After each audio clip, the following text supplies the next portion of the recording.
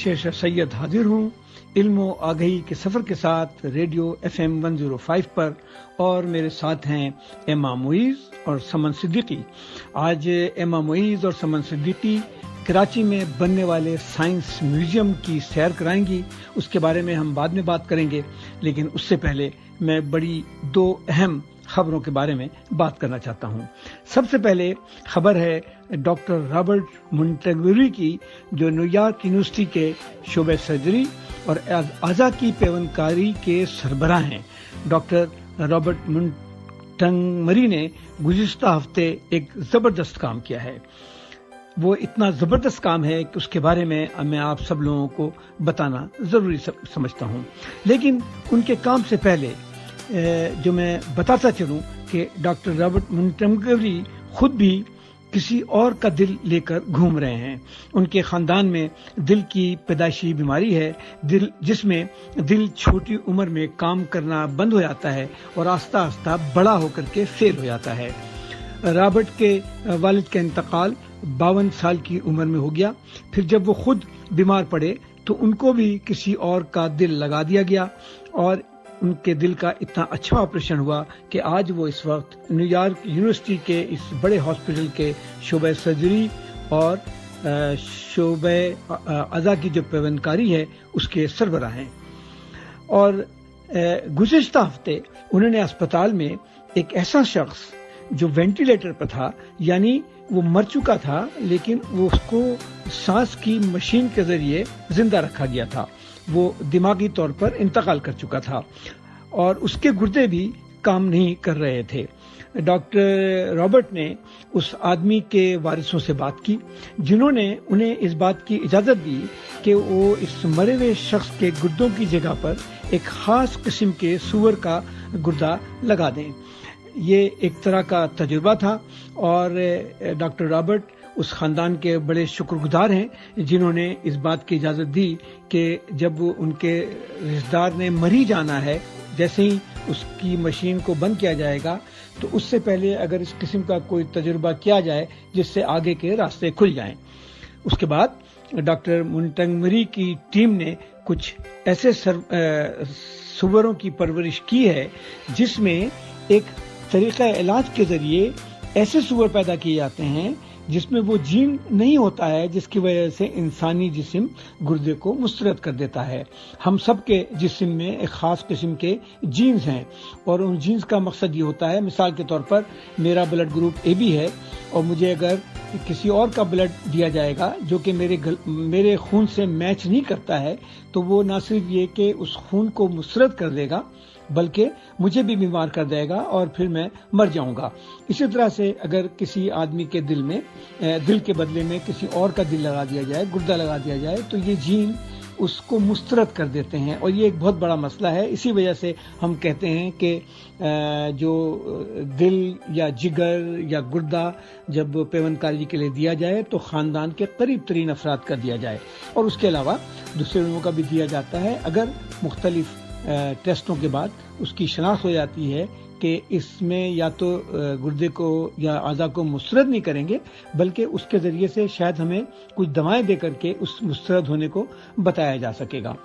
तो फिर हुआ ये कि डॉक्टर रॉबर्ट ने ख़ानदान की इजाज़त से इस सूअर का गुर्दा इस आदमी में लगा दिया और ये देखा गया कि फ़ौरन ही उस आदमी ने सेहतमंद गुर्दों की तरह पेशाब बनाना शुरू कर दिया है और ये अभी तक ऐसे कोई निशानात नहीं मिले हैं जिससे पता लगे कि सूअर के गुर्दे फेल हो गए हैं। याद रहे कि सूअर के दिल के वाल्व कई सालों से इंसानों के खराब वाल्व में के बदले में लगाए जाते हैं और वो जो बहुत उम्दा तरीके से काम करते हैं। इस ऑपरेशन के बाद आज़ा की पेवनकारी करने वाले सर्जनों में ज़बरदस्त किस्म की तालीमी गुफ्तगू और बहस व मुबाशा शुरू हो गया है। अमेरिका, यूरोप, ऑस्ट्रेलिया, न्यूजीलैंड के डॉक्टर जो ये काम करते हैं, ट्रांसप्लांट करते हैं, उन्होंने ये उम्मीद लगा ली है कि आइंदा चंद सालों में कई तजुर्बों के बाद ये मुमकिन हो सकेगा कि हजारों इंसानों की जानें इस किस्म के सूअरों के आज़ा यानी दिल, जिगर, फेफड़े लगा करके इलाज किया जा सकेगा। डॉक्टर सूअर का इंतखाब इसलिए करते हैं कि एक जवान सूअर के आज़ा तकरीबन इंसानी अज़ा के बराबर होते हैं।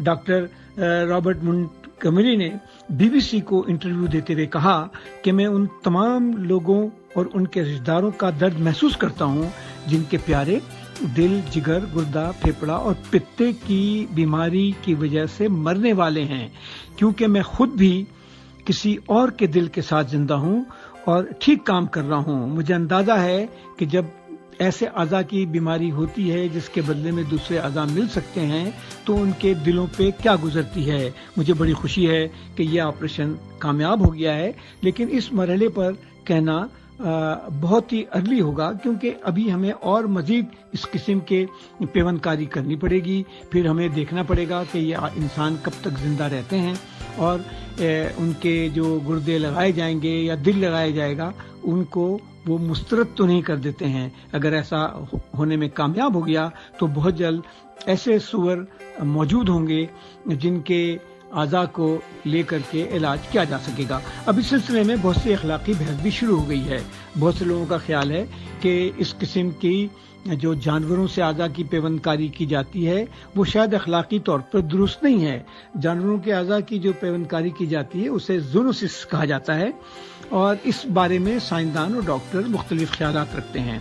इस पे एक ऐसा समाज जिसमें इस किस्म की तालीमी गुफ्तगू होती है, जहाँ पर वाहियात बातों के लिए वक्त नहीं होता है, जहाँ लोग इस बुनियाद पर नहीं झगड़ रहे होते हैं कि उनके रंग किस किस्म के हैं और उनकी मजहब किस किस्म के हैं, वहाँ पर पढ़े लिखे लोगों में इस किस्म की बहस होती है और कोई ना कोई ऐसा तरीका निकाल लिया जाता है जिससे कि इंसान का भला हो सके। बहुत से लोगों का ये भी ख्याल है कि जब जानवरों पर इस किस्म के तजुर्बे किए जाते हैं तो जानवरों को बहुत तकलीफ होती है और जानवरों को इस तकलीफ से बचाना चाहिए। आपको सुन के ये हैरत होगी कि यूरोप, अमेरिका और तमाम तरक्की याफ्ता मुल्कों में किसी भी किस्म के जानवर पर किसी भी किस्म का तजुर्बा करने से पहले कई कमेटियों से उसकी इजाज़त लेनी पड़ती है और जब तक वो कमेटी इजाज़त ना दे जानवरों पर कोई भी तजुर्बा नहीं किया जा सकता है। मैं इस हफ्ते डॉक्टर रॉबर्ट के इस तजुर्बे से बहुत खुश हूँ। मुझे लगता है कि इस वक्त कई हज़ार इंसान हैं जो इंसानों के जिनके अज़ा जो हैं फेल हो गए हैं और उनको दूसरे अज़ा की ज़रूरत है और इंसानों के अज़ा इस वक्त मुहैया नहीं हैं, क्योंकि ऐसे लोग जो मर जाते हैं और उनके अज़ा इस काबिल होते हैं कि काम किया जा सके उनकी तादाद बहुत कम होती है। मुझे उम्मीद है कि बहुत जल्द ये इस किस्म के सूअर होंगे और सारी दुनिया में बहुत से लोग जो मौत का शिकार होने वाले होंगे उनको मौत से बचाया जा सकेगा। अब दूसरी अहम खबर बड़ी ज़बरदस्त है। वो नासा यानी अमेरिका से आई है। आपको पता है कि नासा वो अदारा है जो अमेरिका में तहकीकात करता है, जिसने चांद पर और मरीख पर और दूसरे सैयारों पर अपने जहाज़ भेजे हैं, खलाई जहाज़ भेजे हैं और वो वहाँ पर मुस्तकिल तहकीकात कर रहे हैं। हमें पता है कि मार्स पे इस वक्त अमेरिका, जापान और यूरोपियन यूनियन के जहाज़ मौजूद हैं जो मुख्तलिफ किस्म के सफ़र कर रहे हैं, वहाँ से पत्थर मट्टी जमा कर रहे हैं।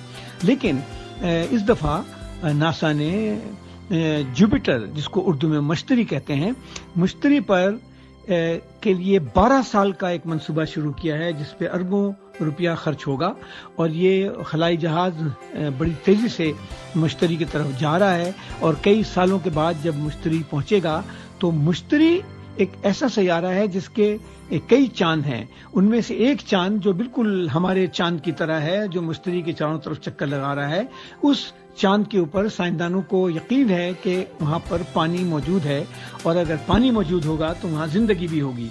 तो इस वजह से इस पूरे मिशन को तरतीब दिया गया है। हम बड़ी बेचैनी के साथ इंतज़ार करेंगे।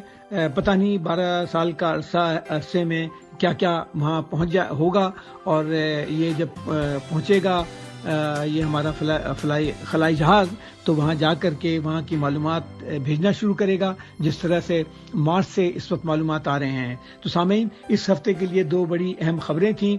हम साइंस के बारे में खबरें देते रहते हैं। हम समझते हैं कि पाकिस्तान में भी साइंस की तालीम को तरक्की मिलनी चाहिए। पाकिस्तान में भी बच्चों को साइंस पढ़ाया जाए और पाकिस्तान में ये जो यकसा निसाब का ड्रामा रचाया जा रहा है ये अपनी जगह पर शायद बिल्कुल दुरुस्त हो, लेकिन उससे पहले हमारे सरकारी स्कूलों में बेंचें होनी चाहिए, क्लासें होनी चाहिए, टॉयलेट होना चाहिए, पानी होना चाहिए, बच्चों के लिए किताबें होनी चाहिए और बच्चों को पढ़ाने वाले ऐसे उस्ताद होना चाहिए जो उनके दिलों में सवाल पैदा करें और उनको इस बात की यकीनदहानी कराएं कि अगर वो सवाल करेंगे तो उनके सवालों का जवाब दिया जाएगा, उनसे सवाल नहीं किया जाएगा।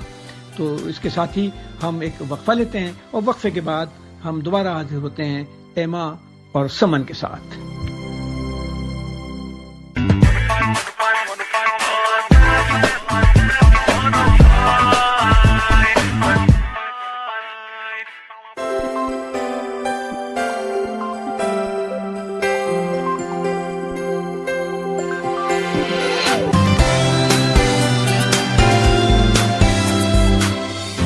वक्फे के बाद हम दोबारा हाजिर हैं इल्म और आगही का सफर लेकर और मेरे साथ एमा मुईज हैं और समन सिद्दीकी हैं। सामीन, आप लोगों को याद होगा कि जब पिछले प्रोग्राम में हम बात कर रहे थे तो हमें ये खबर दी गई थी कि कराची में एक साइंस म्यूजियम खुला है। आज के ज़माने में जब पाकिस्तान में साइंस पर तकरीबन पाबंदी लगी हुई है और साइंस की ना सोच होती है, ना साइंसी तहकीक का जज्बा होता है, ना साइंस के बारे में कोई बात करता है, तो मैं हैरान रह गया कि कराची में एक साइंस म्यूजियम खुल गया है। तो मैंने एमा से और समन से रिक्वेस्ट की, गुजारिश की कि वो साइंस म्यूजियम में जाएं और जाके देखें और इसकी मोटी मोटी बातें हमारे सामईन को बताएं ताकि हमारे सामईन कराची में और कराची के बाहर इस साइंस म्यूजियम को आके जरूर देखें। तो समन, आप ये बताएं कि ये साइंस म्यूजियम कहाँ पर है, किसने बनाया है, और आप और एमा मिलके बताएं कि इस दौरे में आपने क्या क्या चीजें देखी। जी, बहुत शुक्रिया डॉक्टर शेरशाह। हम इस हफ्ते हमें मौका मिला था कि हम साइंस म्यूजियम जाएं जिसका नाम है मैग्निफिसाइंस और ये बनाया है द दाऊद फाउंडेशन ने। और दाऊद फाउंडेशन की बात हम थोड़ा आगे जाके करेंगे, लेकिन आपने पूछा ये है कहाँ, तो ये तकरीबन किमाड़ी और माईकुलाची की तरफ है। और उसके बारे में मैं जो बताना चाहूंगी वो मैंने जब इसकी वेबसाइट देखी थी और इसका इंस्टाग्राम देखा था तो मुझे बिल्कुल ऐसा लगा था जैसे बॉस्टन चिल्ड्रन म्यूजियम जैसा होता है। बहुत ही अच्छी इमारत, बहुत अच्छा बना हुआ, और इसके जो डिस्प्लेज मुझे लग रहे थे वो बहुत अच्छे लग रहे थे। हम जब वहाँ पहुंचे तो हमें ये मालूम हुआ कि वहाँ का टिकट जो है वो 700 रुपए का है और हमने कहा चलो ठीक है हम देते हैं और हम अंदर गए। और जब हम अंदर पहुंचे तो हमें सबसे पहली खुशी जो हुई वो ये थी कि जिस उनकी जो पॉलिसी है लोगों को हायर करने की वो बहुत अच्छी है, जिसमें वो उम्र और जिन्स को नहीं देखते हैं और वो हर जिन्स के लोगों को अपने पास हायर करते हैं अलग अलग पोस्ट पे। ये हमें बहुत अच्छा लगा था। उसके अलावा ये पूरी जगह मतलब पाकिस्तान के हिसाब से बहुत साफ हमें लगी थी। क्या ख्याल है आपका? बहुत साफ थी वाकई में, कहीं आपको कचरे का कुछ भी नहीं नजर आ रहा था। हालांकि वहाँ पे ज्यादातर बच्चे आ रहे थे, बिल्कुल हर जगह आपने सिर्फ डस्टबिन नहीं थे बल्कि उन्होंने 3 मुख्तलिफ डस्टबिन रखे हुए थे, प्लास्टिक, पेपर और मेटल को अलग अलग डिस्पोज किया। तो इतनी ज्यादा सफाई में लोग बोर नहीं हो जाएंगे? और दूसरा सवाल मेरा ये है कि आप अभी म्यूजियम के बारे में तो आप बताइएगा, लेकिन ये बताएं कि वहाँ के टॉयलेट कैसे थे? टॉयलेट बहुत साफ थे बहुत साफ थे और बहुत सारे भी थे। तो उसके अलावा बच्चों का ख्याल रखने के लिए और औरतों की नमाज की जगह अलग थी। उन्होंने एक स्ट्रॉलर का एक अलग एरिया भी बनाया हुआ था। तो टॉयलेट के अलावा उन्होंने दूसरी चीजों का भी बहुत ख्याल रखा था, ये सोच के कि काफी सारी शायद माएँ आए जिनके छोटे बच्चे हों साथ, तो उनका भी इंतजाम किया था। ये तो आप लोगों ने बड़ी अच्छी बात बताई। मेरा तो मेयार ये होता है कि किसी भी घर में जाएं या किसी भी जगह जाएं, वहाँ पर अगर टॉयलेट साफ सुथरा है तो इसके मतलब ये कि वहाँ पर लोग ख्याल करने वाले लोग मौजूद हैं। बिल्कुल, तो बड़ा अच्छा आपने बता दिया। अब बताएं आप इस म्यूजियम के बारे में कि इस म्यूजियम में क्या हो रहा है और क्या क्या देखने की चीजें हैं। तो हम जब सबसे पहले अंदर गए ना तो उन्होंने हमारी टिकट ले लिए और उन्होंने कहा पहले आपको सेफ्टी डेमोन्स्ट्रेशन सुननी पड़ेगी। मतलब टिकट के बगैर आप अंदर नहीं जा सकते, इसका मतलब ये सेफ्टी डेमोन्स्ट्रेशन सुने बगैर आप अंदर नहीं जा सकते। और ये बहुत अच्छी बात लगी थी जिसमें उन्होंने हमें सारे सेफ्टी एग्जिट्स बताए थे, अगर कोई किसी हंगामी हालात की सूरत हाल में किस तरह से इस बड़ी सी बिल्डिंग से बाहर निकलना है इसका रास्ता बताया था। अच्छा, उसके बाद हम अंदर गए तो हमें मालूम हुआ कि इस बिल्डिंग के टोटल 4 फ्लोर हैं और इस पूरी बिल्डिंग में सिर्फ यही म्यूजियम है। जो सबसे टॉप फ्लोर है यानी चौथा फ्लोर वो अभी बन रहा है और 3 फ्लोर्स हम देख सकते थे। तो शुरू करते हैं पहले फ्लोर से, जो मुझे लगा कि सबसे ज्यादा छोटे बच्चों के लिए था और उसमें उन्होंने पाकिस्तान का कल्चर बताया है, पाकिस्तान का ट्रांसपोर्ट सिस्टम बताया है और बेसिकली पाकिस्तान से रिलेटेड चीजें हैं।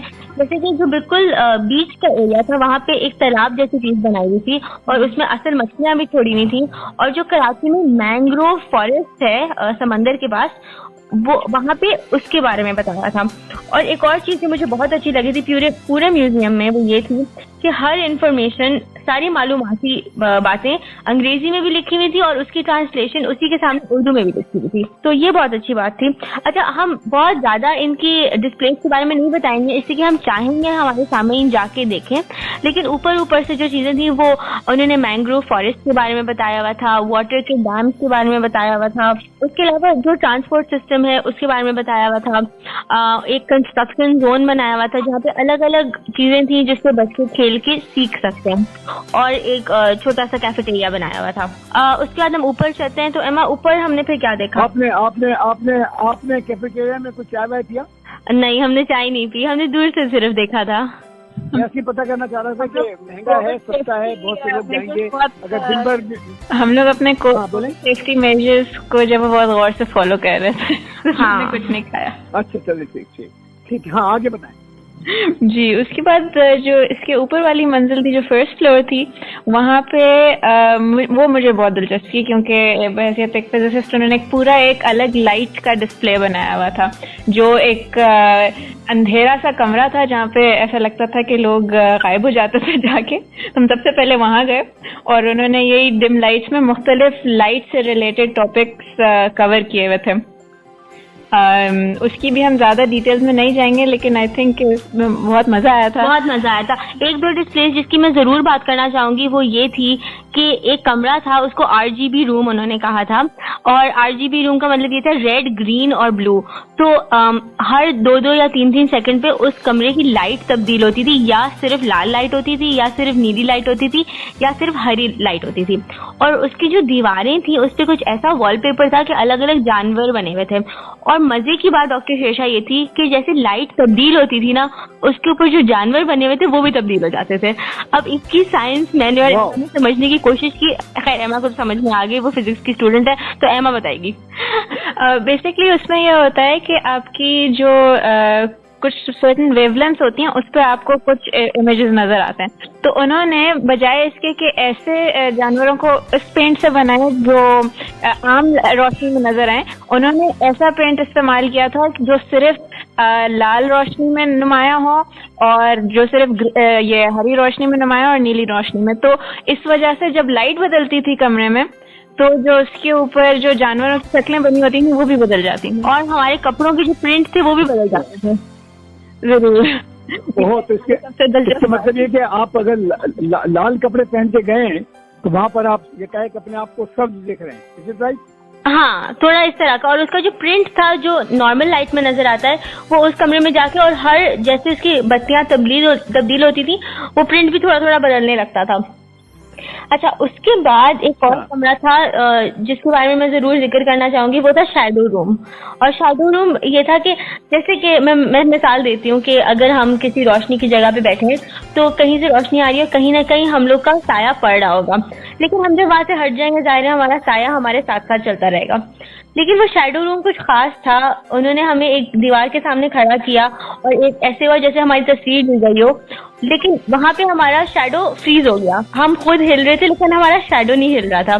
तो ये उनकी कोई खास किस्म की फोटो फिल्म थी मेरे ख्याल में। उन्होंने दीवार के ऊपर एक खास फोटोग्राफिक फिल्म लगाई थी जिस तरह से कैमरे के जो पुराने, अब तो खैर ऐसे कैमरे नहीं आते हैं, लेकिन जो एनालॉग कैमरा होता था जिसमें हम फिल्म की रील डालते थे, उसमें ऐसे होता था कि तस्वीर खींचने के ऊपर ही जो लाइट होती थी वो उस पर चिपक जाती थी। तो उसी तरह से हमारा जो साया था वो उस दीवार के ऊपर एक तरह से चिपक जाता था उस केमिकल के ऊपर। ये भी हमें बहुत मजे की चीज लगी थी। और उस फ्लोर पे इसके अलावा साउंड का पूरा एक डिपार्टमेंट था जिसमें अलग अलग तरह के आवाजें और अलग अलग तरह की म्यूजिकल इंस्ट्रूमेंट्स की आवाजों के बारे में बताया गया था।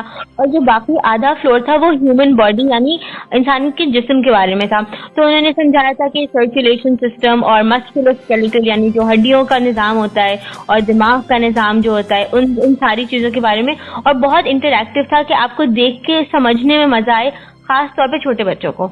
जबरदस्त, ये तो बड़ी अच्छी चीज बताई आप लोगों ने भाई। तो मेरे ख्याल में कराची के सारे बच्चों को जाना चाहिए वहाँ पर। बिल्कुल बिल्कुल, सारे बच्चों को जाना चाहिए।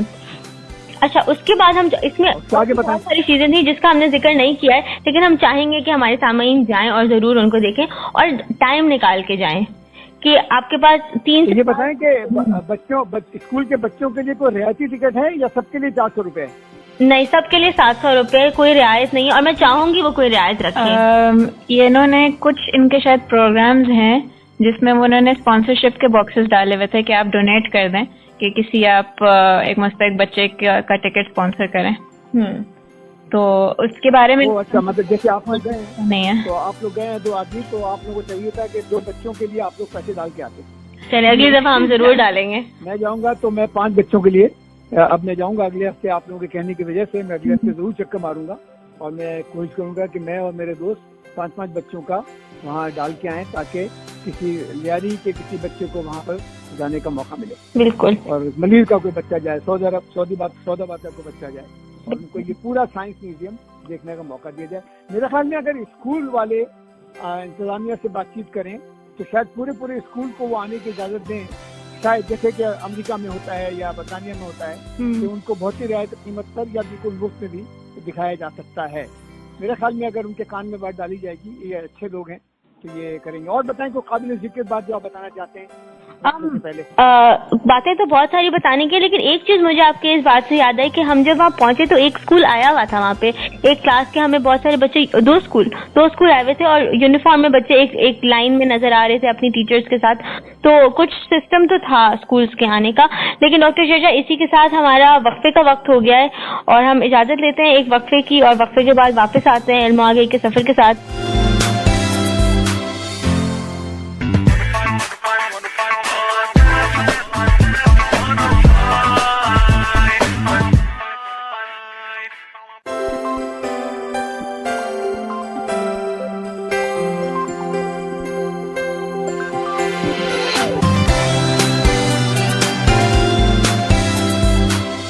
वक्फे के बाद हम दोबारा हाजिर हैं और वक्फे से पहले हम बात कर रहे थे साइंस म्यूजियम के बारे में।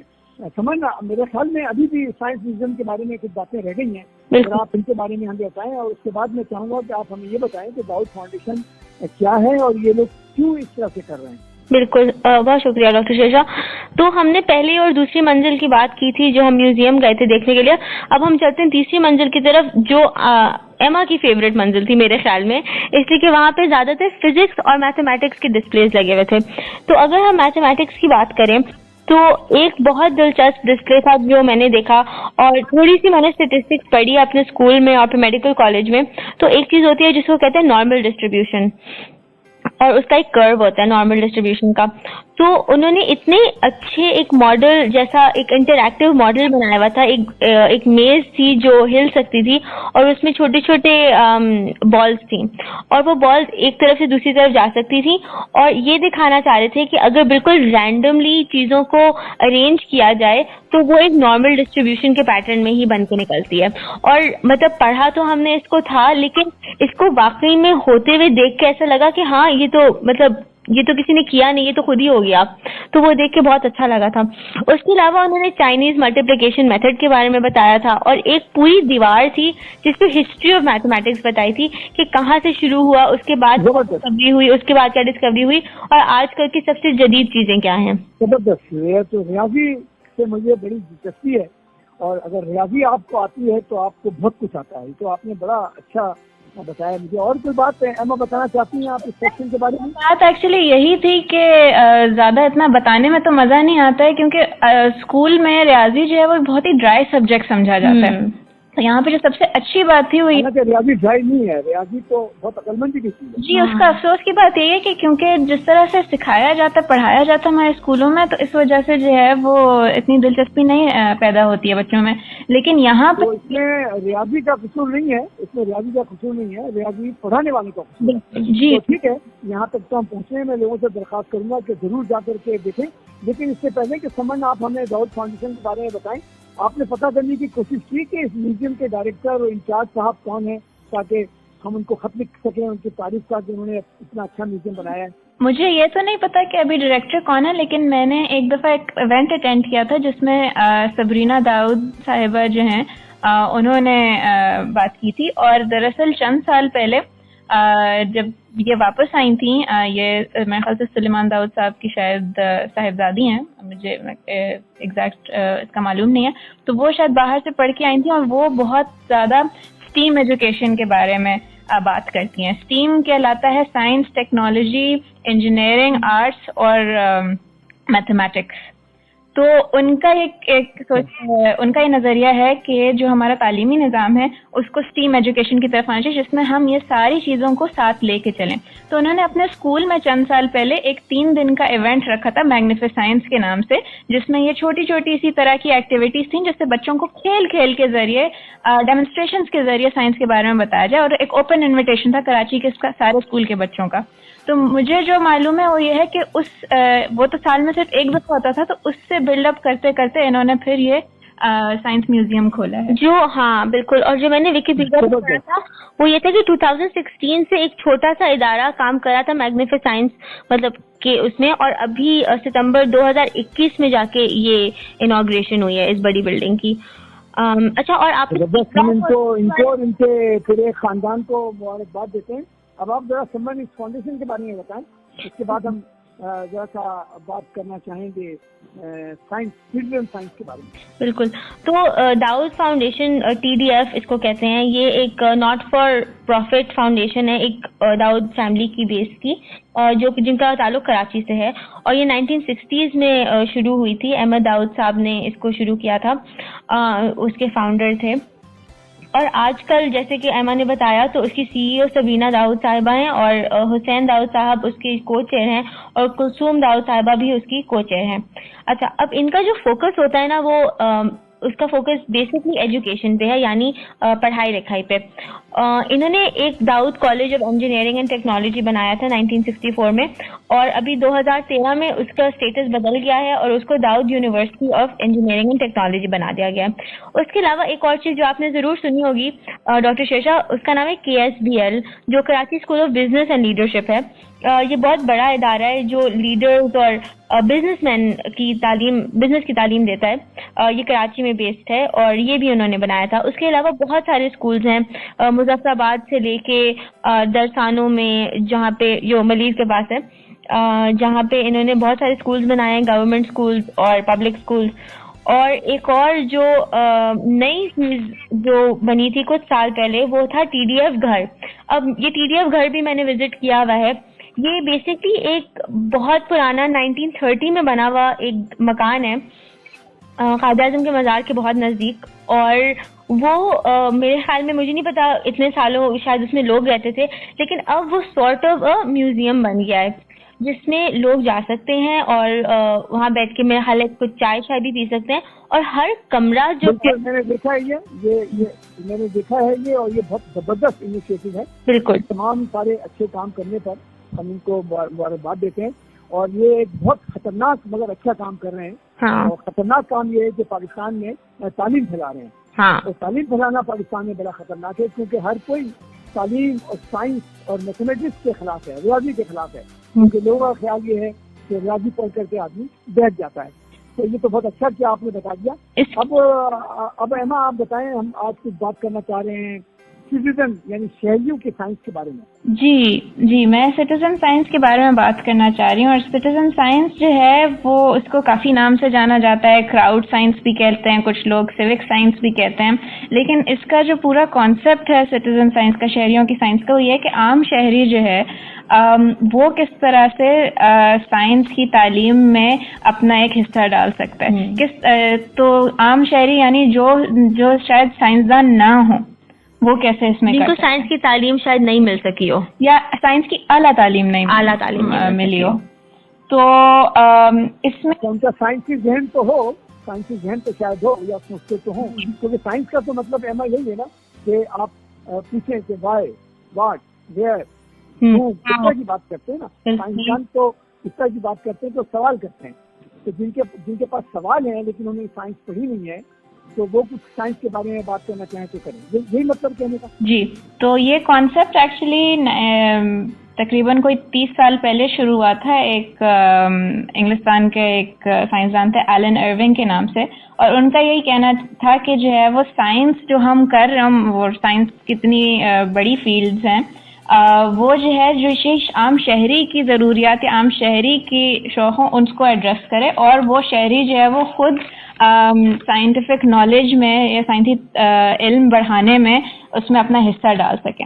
तो इसके तरह तरह के जो है वो तरीके होते हैं कि कुछ लोग थे जो अपने ही शौक से किसी चीज़ के बारे में बहुत पढ़ डालते थे, या कुछ लोग थे उनको समझें कि किसी चीज़ में दिलचस्पी, जैसे कुछ लोगों को एस्ट्रोनॉमी में दिलचस्पी है, तो उन्होंने एक सोसाइटी बना ली कि जिसमें वो लोग एस्ट्रोनॉमर्स या फिजिसिस्ट या साइंसदान नहीं थे, लेकिन वो लोग साथ मिलते हैं और वो लोग जो है वो सारे सितारों। अच्छा, मजे की बात एमा, एक ही फेसबुक ग्रुप है कराची एस्ट्रोनॉमर्स सोसाइटी, उसका मैं भी पार्ट हूँ। नहीं, लाहौर में तो ये बहुत ही फॉर्मल सोसाइटी है। अच्छा, लाहौर एस्ट्रोनॉमिकल सोसाइटी जो है, और उसमें लोगों ने जो सोलर एक्लिप्स हुआ था उसकी लूनर एक्लिप्स जो हुआ था उसकी तस्वीरें लेके भी जो है वो लगाई थी और शेयर की थी। और मैं किसी को जानती हूँ हमारे रिश्तेदारों में जिनको बहुत शौक है इसका, और उन्होंने एक टेलीस्कोप खरीदा हुआ है और अपने घर की छत पे जाके देखते हैं, और वो वाकई, और हम उनके घर गए थे, उन्होंने हमें दिखाया था जो चीजें हम किताबों में पढ़ते हैं वो हमने देखी थी, बहुत अच्छा लगा था। अच्छा, जबरदस्त।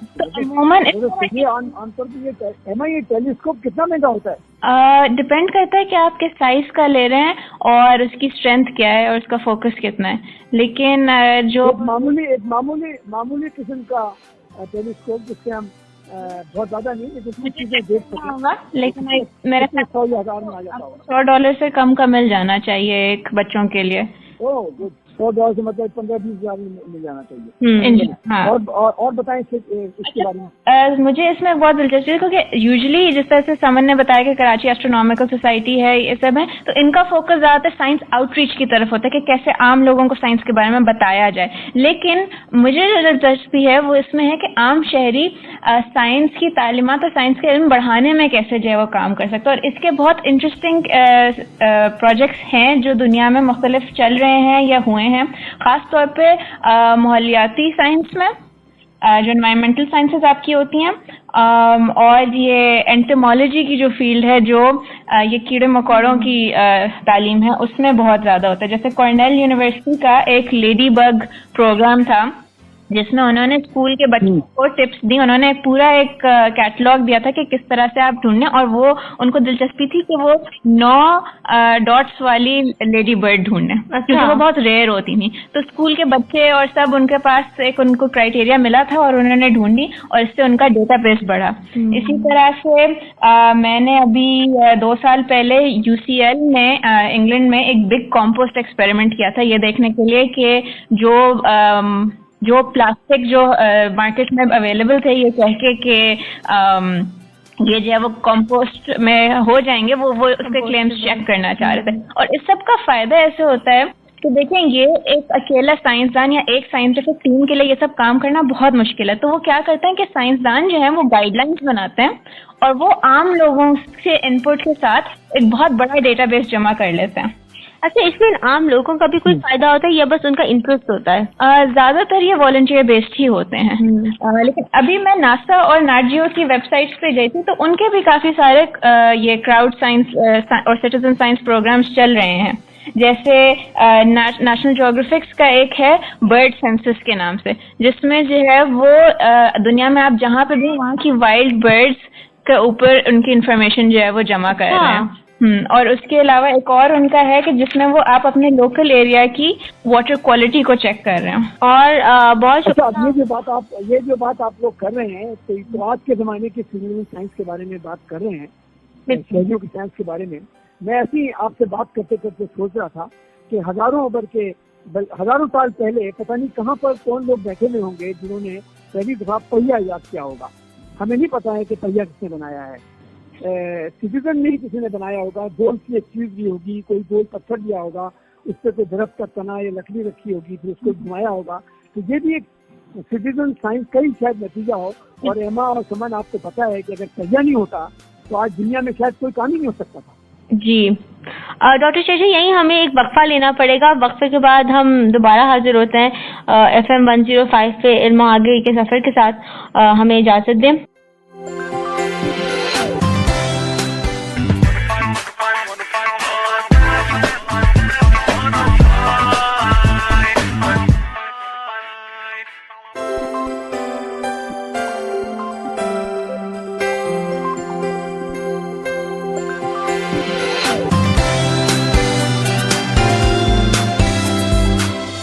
हम दोबारा हाजिर हैं इल्म आगही का सफर लेकर रेडियो FM 105 पर, और हम बात कर रहे हैं शहरियों की साइंस यानी सिटीजन साइंस के बारे में।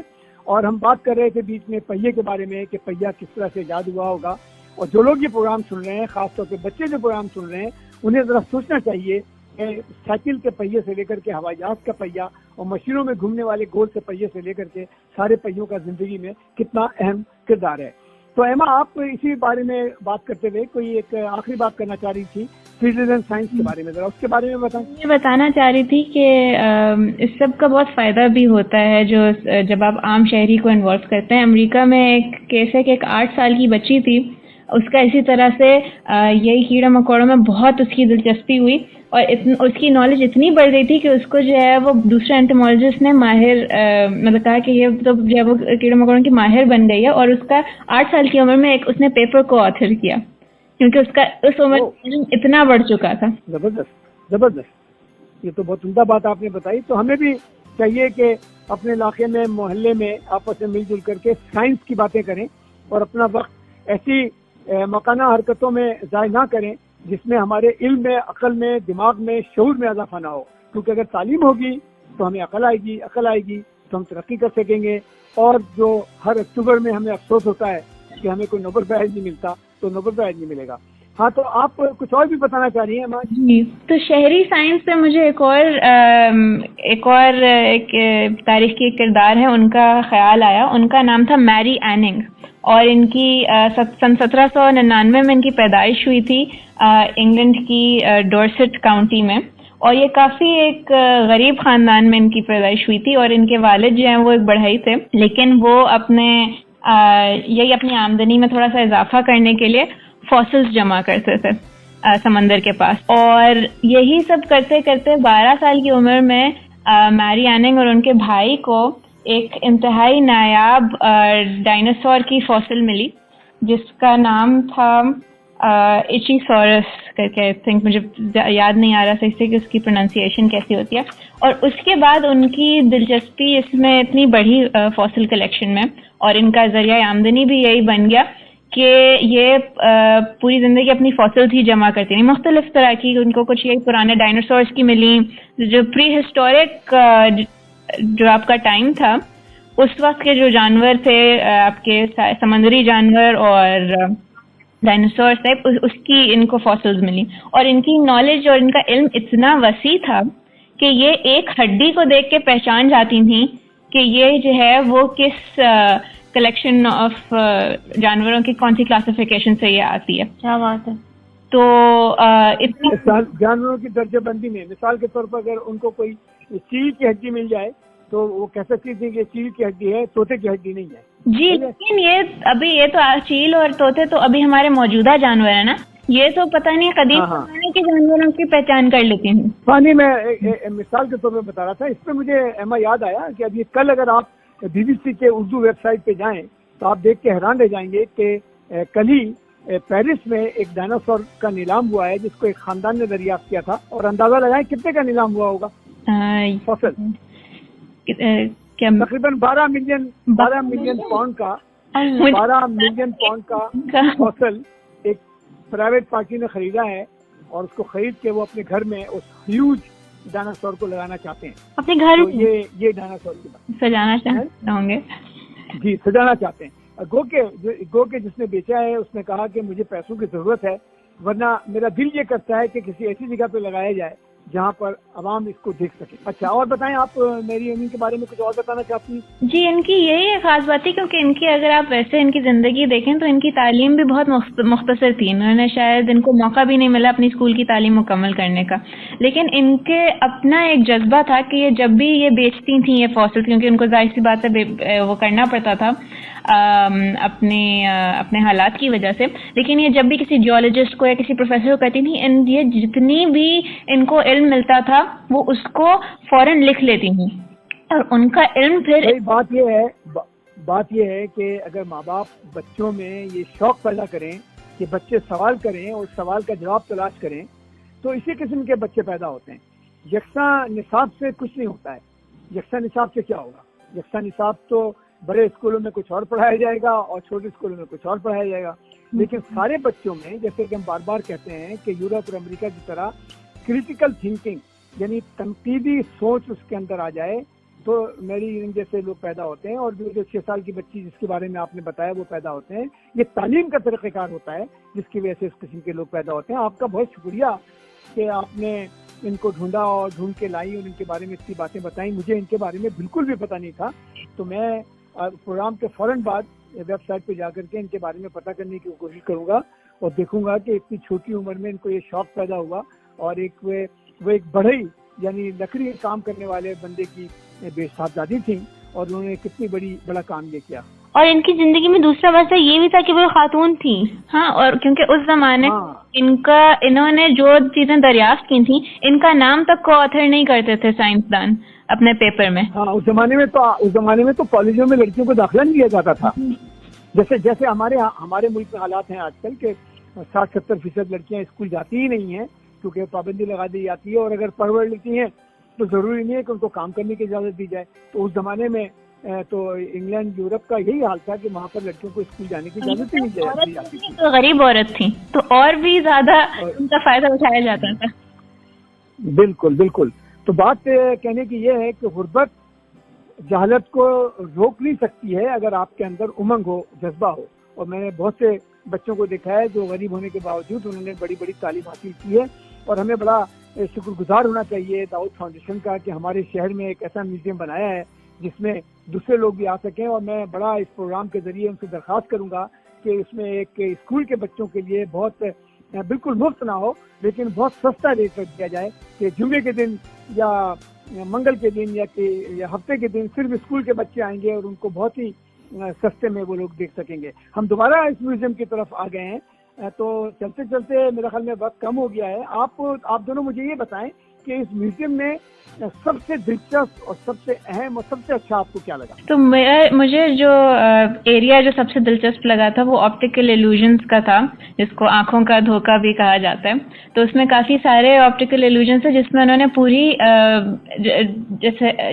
पूरी साइंस बयान की हुई थी, और उसमें पूरी इंटरैक्टिव एक्टिविटी थी जिससे आपको उसकी समझ आती थी कि आपके ऊपर धोखा क्यों हो रहा है, आप धोखा क्यों खा रहे हैं। हाँ, तो समन, ये जो हमने प्रोग्राम किया था जादूगर के बारे में और जादूगरी के बारे में, तो जादूगर लोग ऑप्टिकल इल्यूजन ही पैदा करते हैं ना? बिल्कुल ऐसे ही होता है, कोई ऑप्टिकल इल्यूजन होता है। बल्कि एक इतने मजे का इल्यूजन था जिसमें आप किसी मेज के नीचे जाते हैं, वहाँ पे एक फलों की प्लेट रखी हुई है, उसके बीच में जगह है जिसमें किसी का सर आ सकता है, तो उसमें मेरा सर डाला गया था।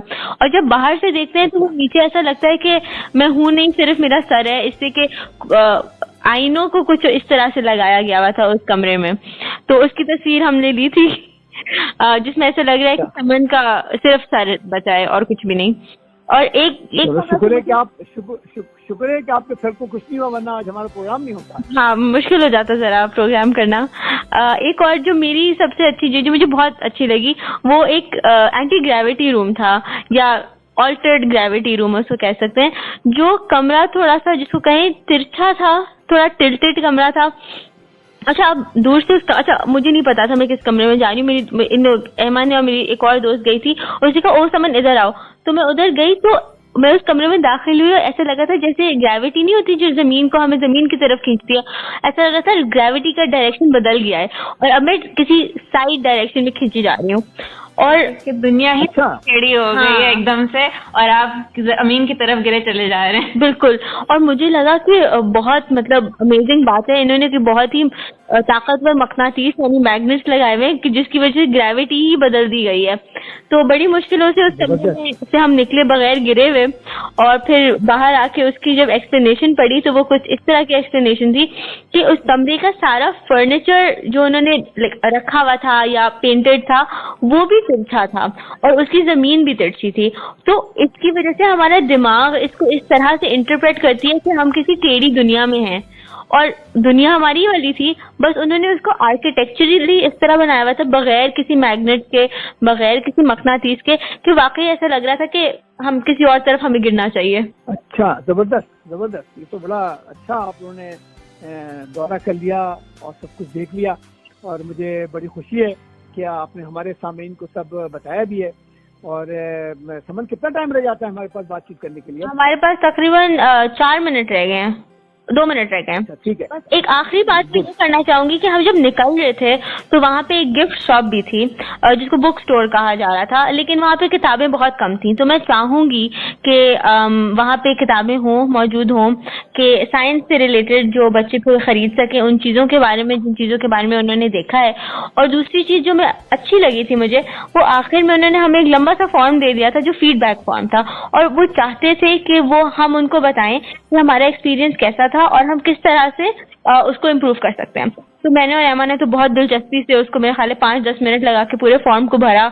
हमने उनको बताया कि ये चीजें बहुत अच्छी थी और इन चीजों में थोड़ी सी और गुंजाइश है। ये तो बड़ी अच्छी बात है कि उन्होंने इस तरह का फीडबैक आपसे लिया है। बिल्कुल, तो इसका मतलब ये है कि जो लोग यहाँ काम कर रहे हैं, यहाँ के जो डायरेक्टर साहिबान हैं, वो लोग इस काम में अपने संजीदा हैं और संजीदगी से न सिर्फ ये कि काम को कर रहे हैं बल्कि इसको और अच्छा करना चाहते हैं।